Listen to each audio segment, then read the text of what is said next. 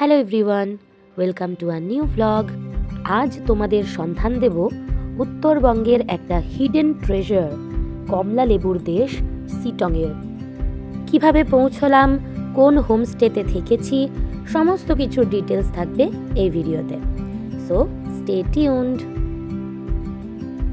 NJP স্টেশনে নামার পরে 8 সিটার একটা টাটা সুমো গাড়ি ভাড়া করেছিলাম 4,000 টাকা দিয়ে।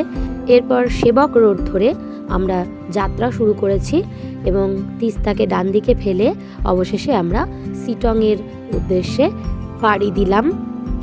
1.5-2 ঘন্টার এই যাত্রাপথে কোথাও খাড়াই পাথুরে রাস্তা, তো কোথাও আবার জঙ্গলের আড়ালে দেখা মিলবে লুকিয়ে থাকা পাহাড়ি ঝর্ণা আর মেঘে ঢাকা শান্ত নিরিবিলি ছোট ছোট পাহাড়ি গ্রাম। পথের বাঁকে বাঁকে থরে থরে সাজানো রয়েছে রঙিন রঙিন বাড়িঘর, সেগুলো যেন হাতছানি দিয়ে ডাকছে। পাহাড়ের এই ছোট ছোট স্নিগ্ধ দৃশ্যপটগুলো মনের মধ্যে এক রাস আনন্দের অনুভূতি এনে দেয়।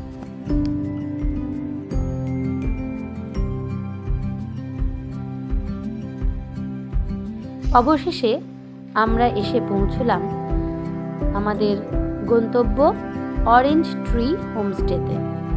মনে হচ্ছে শহরের কোলাহল থেকে কত দূরে যেন চলে এসেছি।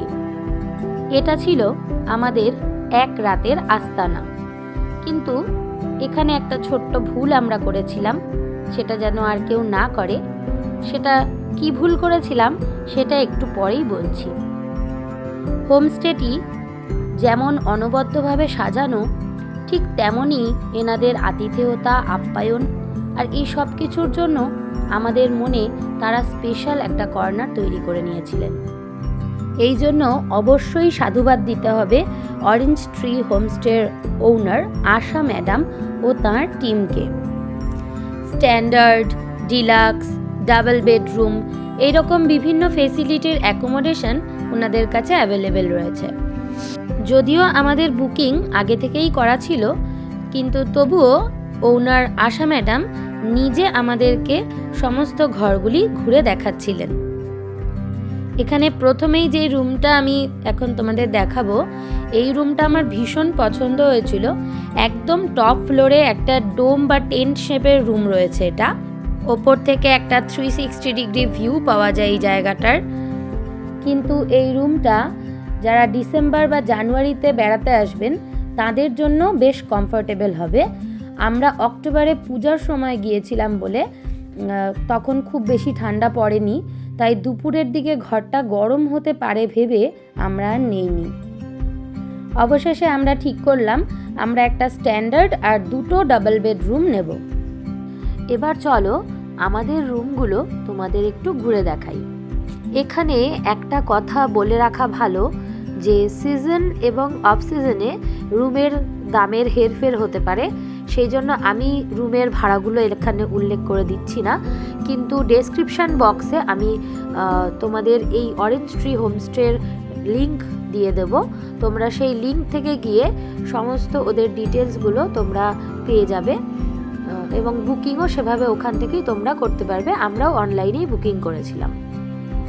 এই রুমটা আমরা চুজ করেছিলাম। এখানে এটা ডাবল বেডরুম এবং ভীষণ সুন্দর গোছানো।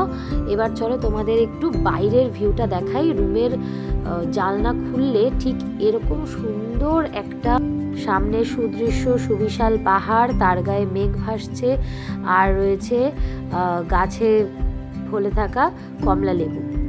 বেশ কিছু কমলা লেবুতে আবার একটা হলদে ভাব এসেছে, হালকা পাক ধরেছে, কিন্তু পুরোপুরি এখনো পাকেনি। নভেম্বর ডিসেম্বর সময়ে ভালো মতন পাকবে এগুলো।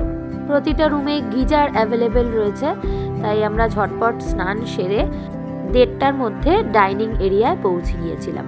12টার পরে পৌঁছেছিলাম বলে আমরা ব্রেকফাস্টটা নেইনি, শুধুমাত্র লাঞ্চটাই নিয়েছিলাম। তখন এদের ডাইনিং এরিয়াটা হিউজ, 15 থেকে 20 জন একসাথে বসে খেতে পারবে।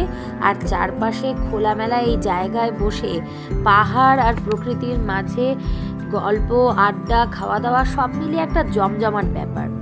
তার উপরে এদের রান্না করা প্রতিটা আইটেমই অসাধারণ স্বাদের। কারণ রান্না তখনই ভালো হয় যখন সব রকম উপকরণের সাথে ভালোবাসা আর আতিথেয়তা মিশে যায়। লাঞ্চে ভাত, স্যালাড, ভাজা, ডাল এগুলোর সাথে ছিল 2 রকমের সবজি আর 3 পিস চিকেন অথবা ডিম কষা। সাথে ছিল স্পেশাল কমলা লেবুর আচার। লাঞ্চ ও ডিনার মেনু মোটামুটি সেম ছিল, তবে ভাতের বদলে রাত্রেবেলায় কেউ চাইলে রুটি নিতে পারবেন। যাচাই খাবার দাবার, তাই যে যতটা খেতে চায় ততটা খেতে পারবেন। বিকেল সন্ধে নামার আগেই একটু চারপাশটা পায়ে হেঁটে ঘুরে এলাম। হোমস্টের চারপাশে অসংখ্য কমলা লেবুর গাছ ছিল, আর কিছু কিছু কমলা লেবু পাক ধরেছিল, বেশিরভাগই কাঁচা ছিল। তবে মৃদু মন্দ বাতাসে এই সিট্রাস এসেন্সটা বেশ ভালো লাগছিল। নভেম্বর ডিসেম্বরে গেলে একদম পাকা পাকা কমলা লেবু দেখতে পাওয়া যাবে। হঠাৎ করে পাহাড়ে মেঘ জমতে থাকায় বৃষ্টির সম্ভাবনা দেখা দিল, আর তক্ষুনি আমরা আবার রুমে ফিরে আসলাম। এক পশলা বৃষ্টির পর সন্ধেবেলায় ঠান্ডাটা যেন একটু বেড়ে গেল। তখন লনে ছাতার নিচে বসে আমাদের চা পকোড়া সহযোগে আড্ডা জমে উঠল। অন্যদিকে বোনফায়ারের প্রস্তুতি চলছিল। এখানে চিকেনের বারবিকিউ হবে, প্রতি কেজি 500 টাকা হিসেবে পে করতে হবে, তবে এটা আমরা স্কিপ করেছিলাম। আমাদের এই চায়ের আড্ডা আরও কিছুক্ষণ চলেছিল, আর তার সাথে যদি যোগ হয় এই রাতের পাহাড়ি মায়াময় পরিবেশ, তাহলে তো আর কথাই নেই। নিঃশব্দ পাইন সারির মাঝখান থেকে দেখা যায় দূরের পাহাড়ের ঝিকিমিকি আলো। দেখে মনে হয় যেন রাতের তারারা মাটির বুকে নেমে এসেছে। সব মিলিয়ে মনকে এক অদ্ভুত শান্তিতে আচ্ছন্ন করে রাখে।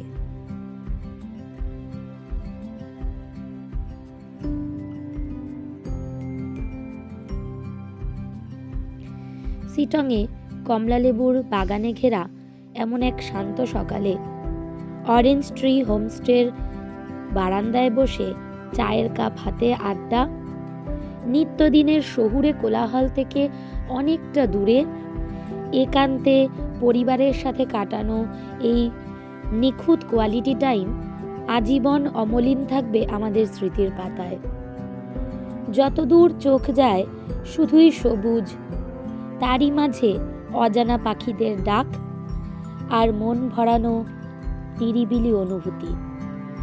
এখান থেকেই দ্বিতীয় দিনে আমরা ঘুরতে গিয়েছিলাম অহলদারা ভিউ পয়েন্টে। সেখান থেকে এই এলাকাটার 360 ডিগ্রি ভিউ পাওয়া যায়। সেই গল্প না হয় বলবো অন্য একটা ভিডিওতে। তাই এমন আরও ভিডিও দেখার জন্য এক্ষুনি সাবস্ক্রাইব করে আমার পাশে থাকবেন। আর ভিডিওটা ভালো লাগলে অবশ্যই লাইক করে রাখবেন। নেক্সট প্ল্যানের জন্য বন্ধুদের সাথে বা পরিবারের লোকজনের সাথে ভিডিওটি শেয়ার করে রাখবেন। মেঘ, আকাশ আর পাহাড়ের এমন লুকোচুরির অপার্থিব চোখ জুড়ানো দৃশ্য দেখতে হলে অবশ্যই আসতে হবে 2-3 দিনের একটা ছোট্ট ট্রিপ, মানে সিটং। এখান থেকে অনেকটা প্রাণবন্ত বাতাস বুকে ভরে আর স্মৃতির ঝুলি একটু ভারী করে নিয়ে অবশেষে সিটংকে বিদায় জানিয়ে আমরা পাড়ি দিলাম দার্জিলিংয়ের উদ্দেশ্যে। সেই গল্প ধীরে ধীরে বলবো আমার পরবর্তী ভিডিওগুলোতে, তাই স্টে টিউনড। আমাকে তোমরা ইনস্টাগ্রাম আর ফেসবুকেও অবশ্যই ফলো করে রেখো। কে কে এর আগে সিটংয়ে বেড়াতে গেছো এবং কারা যাওয়ার প্ল্যান করছো অবশ্যই জানিও কিন্তু কমেন্ট বক্সে। আর ভিডিওটা শেষ অবধি দেখার জন্য অনেক ধন্যবাদ। Bye, see you soon.